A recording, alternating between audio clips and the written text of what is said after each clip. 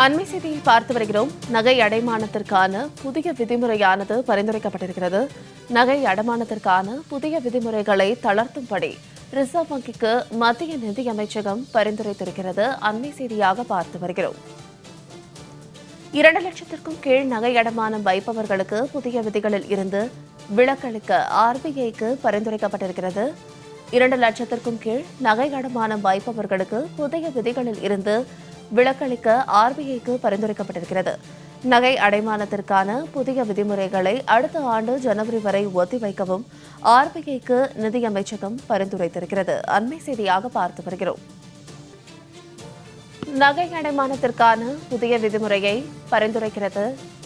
2 லட்சத்திற்கும் கீழ் நகை அடமானம் வைப்பவர்களுக்கு புதிய விதிகளில் இருந்து விலக்களிக்க ஆர்பிஐக்கு பரிந்துரைக்கப்பட்டிருக்கிறது. மேலும் இது குறித்தான கூடுதல் விவரங்களோடு இணைகிறார் எமது செய்தியாளர் ஆண்டன். ஆண்டன், வணக்கம். நகை அடைமானத்திற்கான புதிய விதிமுறைகள் பரிந்துரைத்திருக்கிறார்கள். அந்த விதிமுறைகள் என்ன, விரிவாக சொல்லுங்க.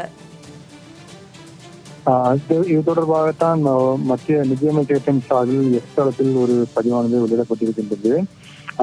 அதில் தான் மத்திய நிதி அமைச்சர் நிர்மலா சீதாராமன் வெளியாற்றின்படி இந்திய ரிசர்வ் வங்கியால் வெளியிடப்பட்ட தங்க பிணையத்திற்கு எதிரான கடன் வழங்குதல் குறித்த வரைவு வழிகாட்டுதல்கள் ஆய்வு செய்யப்பட்டுள்ளதாக தெரிவிக்கப்பட்டிருக்கின்றது.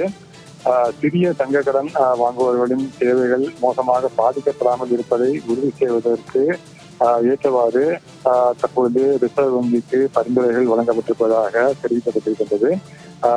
இந்த வழிகாட்டுதல்களை கள அளவில் செயல்படுத்த நேரம் தேவைப்படும் என்றும், எனவே ஜனவரி 1, 2020 முதல் இதனை செயல்படுத்துவதற்கு ஏற்றதாக இருக்கும் என்றும் தற்பொழுது மத்திய நிதியமைச்சகம் ரிசர்வ் வங்கிக்கு அறிவுறுத்திருப்பதாகவும் தெரிவிக்கப்பட்டிருக்கின்றது.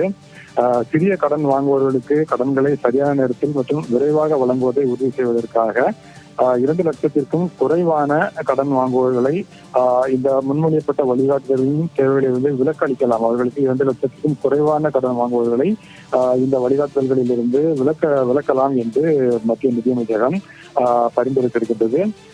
இந்த வரைவு வழிகாட்டுதல்கள் குறித்து தரப்பட்ட கருத்துக்களை இந்திய ரிசர்வ் வங்கியானது மதிப்பாய்வு செய்து வருவதாகவும் தற்பொழுது நிதியமைச்சகம் தெரிவித்திருக்கின்றது. எனவே பல்வேறு பங்குதாரர்களால் எழுப்பப்படக்கூடிய கவலைகள், அது மட்டுமல்லாமல் பொதுமக்களிடமிருந்து பெறப்பட்ட கருத்துக்கள், வழிகாட்டுதல்களை இறுதி செய்வதற்கு முன்பு இது இந்திய ரிசர்வ் வங்கியால் முறையாக பரிசீலிக்கப்படும் என்று எதிர்பார்க்கப்படுகிறது என்றும் மத்திய நிதியமைச்சகமானது தெரிவித்திருக்கிறது.